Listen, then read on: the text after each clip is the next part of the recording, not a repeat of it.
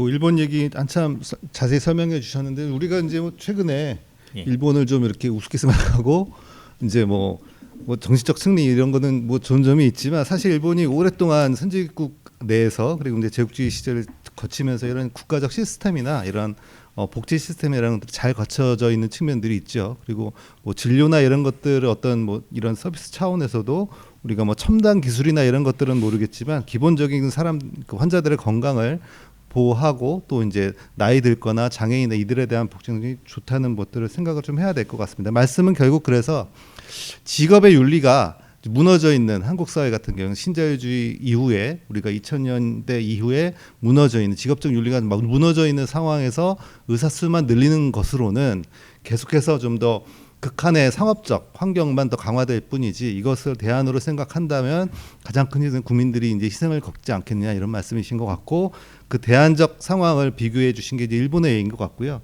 제가 알기로도 태국 같은 경우에도 의과대학이나 이런 뭐 교육 수준이 굉장히 높음에도 불구하고 우리가 처음에 관광 의료 이런 것들을 주는 태국의 예를 많이 했었잖아요. 뭐 예, 이렇게 성형이라든가 되고요. 뭐 예. 이렇게 성전환 수술이라든가 이런 수준이 높음에도 불구하고 태국의 어떤 의료 수준이 낮은 것도 우리가 좀 반면교사로 삼아야 되는 그런 상황이 아닌가 좀 싶네요.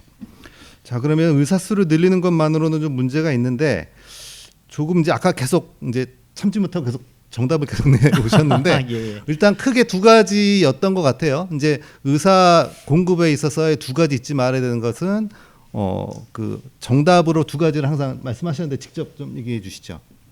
일단 첫 번째로는 어쨌든 배치 문제이기 때문에 이제 배치라고 하면 이제 지역 그렇죠. 지역 과목? 배치 그다음에 아까 이야기한 뭐 이런 응급실이라든가 수술 진료과라든가 중환자 진료라든가 이런 이제 지금 저희가 체감상 국민들이 느꼈을 때 부족하다고 느끼는 쪽으로 가게 해야 되잖아요. 그러면 이거는 상식적으로 생각을 해보시면은 처음에 선발할 때부터 그렇게 하면 됩니다. 선발할 때부터 그런 것을 하기로 약속을 하고 사람을 뽑으면 되거든요. 제가 자꾸 일본 이야기해서 죄송한데 일본은 전체 의대생 정원의 10% 정도는 다 지역에서 사실 필요에 의해 가지고 이렇게 유동적으로 뽑는 인원입니다. 그리고 이제 그 의무복무가 되는 경우도 있고 그게 의무복무 기간을 뭐 60세까지 채워야 되는 경우도 있고 먼저 채우고 가야 되는 경우도 있고 되게 다양합니다. 왜냐하면 그 지역에서 다 결정할 수 있게 돼 있어요.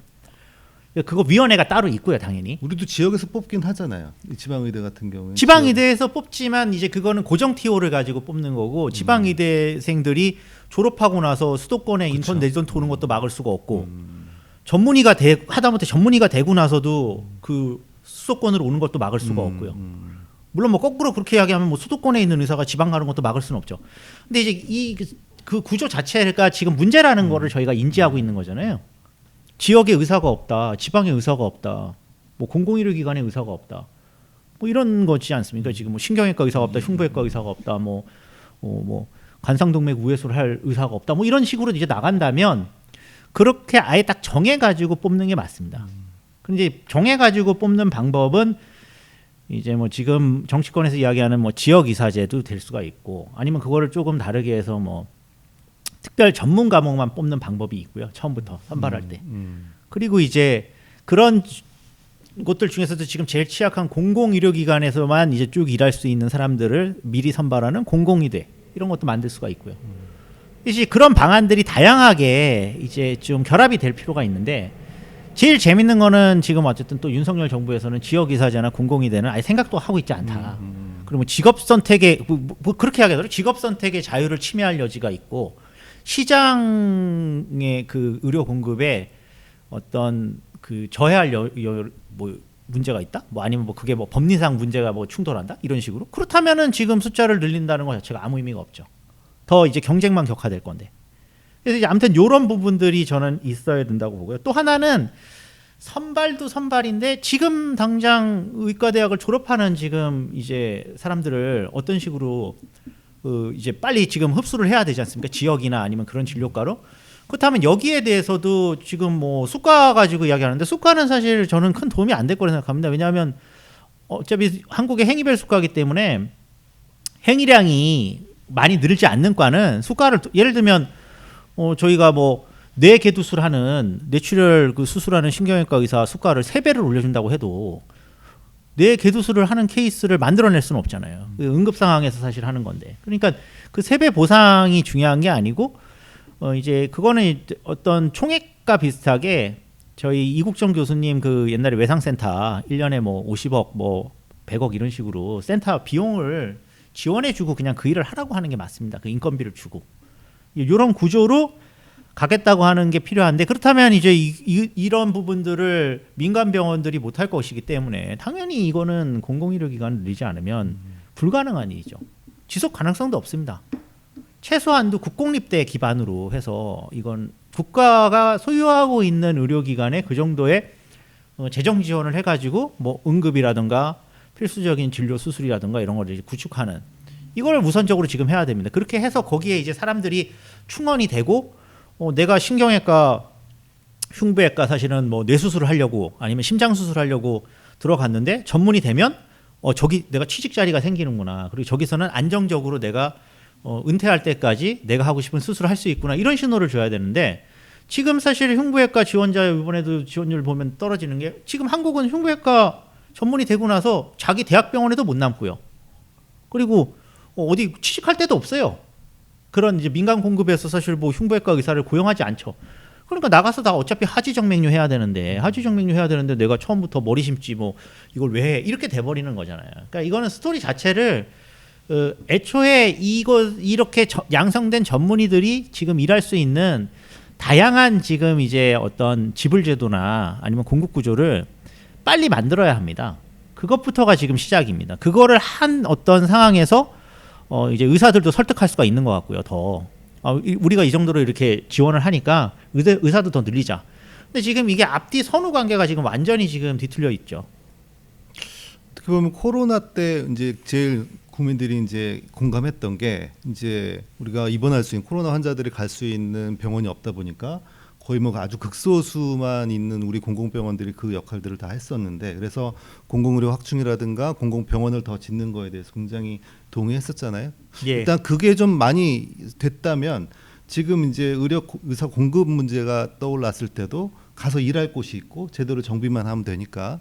근데 그때도 공공병원이나 이런 것들이 늘리는 것들은 다 없던 얘기가 됐죠. 최근에 뭐 다 취소했던 예산 삭감을 했다고 하는데 뭐 그 관련해서 한번 같이 해주세요. 일단은 윤석열 정부의 공약이었던 울산의료원이 예비타당성 조사를 통과하지 못해서 사실 공약이었거든요. 윤석열 정부. 그럼 공약이라면 예비타당성을 면제해주면 되는 거거든요. 여타 면제해주면 됩니다. 공약이니까. 근데 면제 안 시켜줬고 결국은 그렇게 해서 날렸고 광주도 이제 지금 광역시 중에 의료원이 없는 곳인데 광주 의료원도 지금 뭐 예비타당성 조사 사실 들어갔으니까 안 될 거고요. 그리고 이제 지금 또 하나는 경남도의 홍준표 경남도지사 지금 이제 대구시장이죠. 이 양반이 그때 그 진주의료원 폐원시키지 않았습니까? 그래서 이제 그 당시 많은 사람들이 싸우고 해가지고 코로나 시기에 이제 서부 경남권에 의료원을 새로 짓기로 해서 그 진행 중인데 경남도 의회에서 또 그 설립 예산을 요번에 다 삭감시켰어요. 그러니까 그리고 이제 성남시 의료원 같은 경우는 코로나 시기인 2000년 7월에 개원했습니다. 그러니까 이 의료원 자체가 일반적인 진료 시스템으로 넘어가지를 못하고 당시 코로나 환자를 다 이제 수용해가지고 진료를 했었거든요.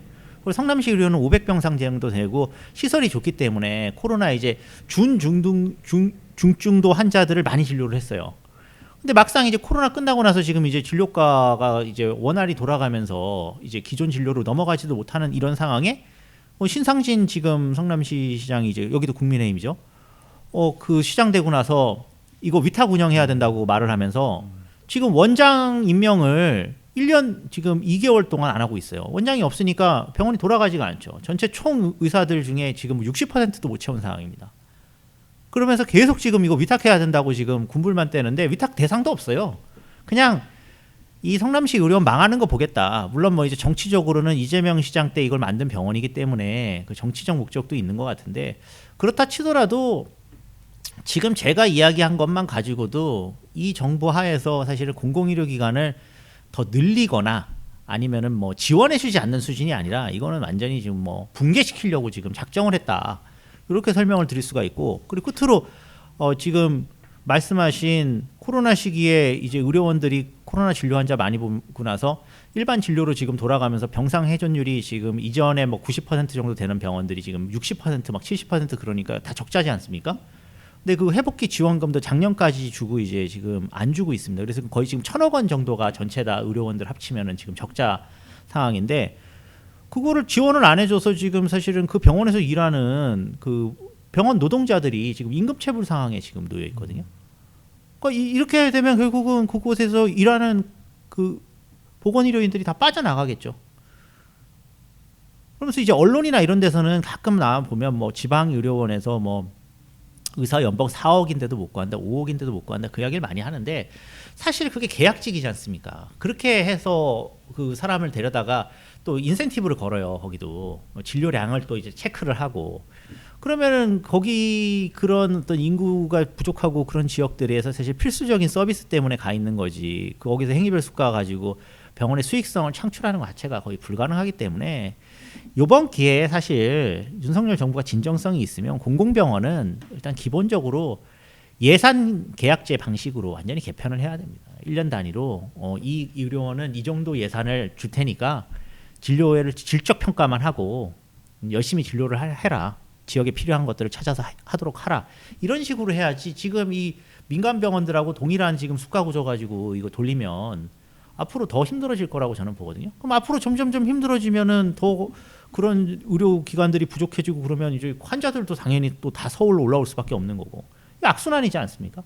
이런 악순환 상황에서 유일한 대안인 것처럼 지금 던지고 있는 게 의사수 확대라는 게 문제인 겁니다. 사실은 이게 결론적으로 나오는 거면 아무 문제가 없는데 이런 뭐 기본적인 전제를 하나도 지금 이야기를 하고 있지 않은 상황에서 이제 이런 그 이번에 강서구 보궐선거 끝나고 나서 이 정권의 어떤 위기 이런 것들을 이제 뚫어내기 위해서 사실 던졌기 때문에 이 방송을 들으시는 분들도 여기에 대해서는 무조건적인 지지를 할 수는 없는 부분이라는 거는 한번 확인을 할 필요가 있을 것 같고요. 실제로 뭐 증언을 했다가도 뭐 또 눈치 보고 뭐 그러고 있는 것도 사실인 것 같습니다.